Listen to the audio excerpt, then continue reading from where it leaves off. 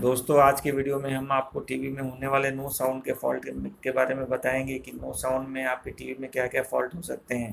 तो ज़्यादा करके हम ये आपके टीवी में जब आपके टीवी में साउंड नहीं आ रहा है तो सबसे पहले आप टीवी को बंद कर लेंगे, इसके स्पीकर्स चेक कर लेंगे। इसके स्पीकर ओपन तो नहीं है। अगर स्पीकर ओपन है तो आप स्पीकर चेंज कर दीजिए। कभी कभी क्या होता है, टीवी में दो स्पीकर्स लगे हैं, एक स्पीकर ओपन हो जाने से दूसरा स्पीकर काम नहीं करता है। ओपन सर्किट हो जाने से भी ये प्रॉब्लम आता है। तो आप सबसे पहले स्पीकर चेक कर लीजिए। स्पीकर ओके हैं तो इसके कभी कभी कोई कोई टीवी में हेडफोन वगैरह का कनेक्शन रहता है, वो भी ओपन हो जाने के हेडफोन का पिन वगैरह कोई यूज़ करते घर में यूज़ करते हैं तो उससे भी वो सॉकेट ओपन होने से भी ये प्रॉब्लम आता है। तो हेडफोन का फ़ोन के सॉकेट को आप चेक कर लीजिए। स्पीकर्स के बाद में उसके बाद में आती है आईसी। साउंड के लिए एक आईसी लगी रहती है, जो स्पीकर से कनेक्शन पकड़ के आप आ जाएंगे तो पीसीबी पे उसकी साउंड की आईसी आपको मिल जाएगी। ये बड़े हीट सिंक पे या छोटे हीट सिंक पे लगी रहती है।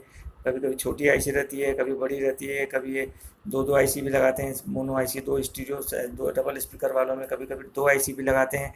तो अगर दो आईसी है तो आपका, अगर आईसी ख़राब है, एक आईसी ख़राब है तो दूसरी आईसी से दूसरे स्पीकर में साउंड आना चाहिए। तो इस कंडीशन में आप सप्लाई चेक करेंगे।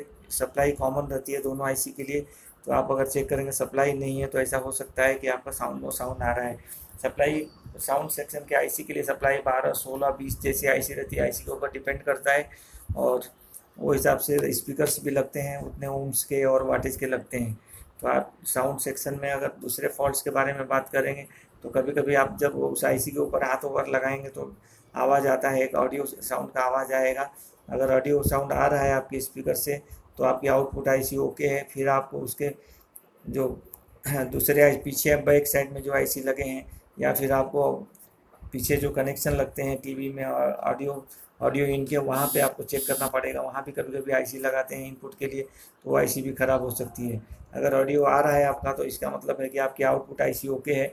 फिर आपको पीछे की तरफ उसको चेक करना होता है, फिर ऑडियो कनेक्शन वगैरह को भी आपको देखना होता है।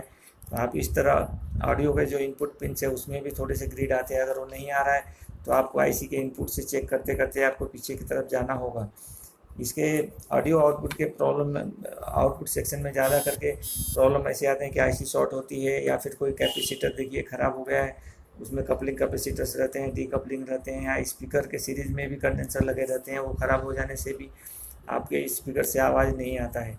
तो आप टीवी का साउंड के फॉल्ट इस तरह से आप निकाल सकते हैं। या फिर कोई आईसी वगैरह पिन से कोई ग्राउंड कंडेंसर ग्राउंड है, वो कंडेंसर भी ख़राब हो सकता है, कोई डायोड शॉर्ट हो सकता है। तो आप वो आईसी के सर्किट में आप वो चेक करके इस तरह आपकी उसका फॉल्ट आप निकाल सकते हैं और इस तरह आपका नो साउंड का फॉल्ट आप सॉल्व कर सकते हैं। तो आप ऑडियो से लेकर के स्पीकर से लेकर के आईसी से होते हुए आप ऑडियो के पिन तक ये साउंड सेक्शन के फॉल्ट को ढूंढेंगे और ये फॉल्ट इसी के बीच ही रहता है और आप आराम से इसे कर सकते हैं।